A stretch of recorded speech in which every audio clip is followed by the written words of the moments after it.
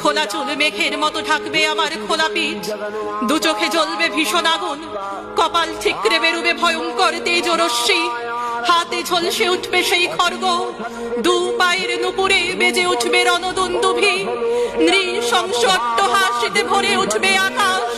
দেবতারাও আতঙ্কে স্তব্ধ হয়ে বলতে থাকবেন, মহামেঘ প্রভাঙ্গরাং মুক্ত কেশিং চতুর্ভুজাং কালিকাং দক্ষিণাং মুন্ডমালা বিভূষিতাং। বিভৎস দাবানলের মতো আমি এগোতে থাকবো, আর আমার এগিয়ে যাবার পথের দুপাশে মুন্ডহীন অসংখ্য দেহ ছটফট করতে থাকবে। সভ্যতার দেহ, প্রগতির দেহ, উন্নতির দেহ, সমাজের দেহ। হয়তো আমি সেই মেয়ে, হয়তো বা। ওঠো, জাগো, বলো, আমি সেই আদি, আমি সেই অনন্ত, আমি উৎস, আমি সৃষ্টি, আমি স্থিতি।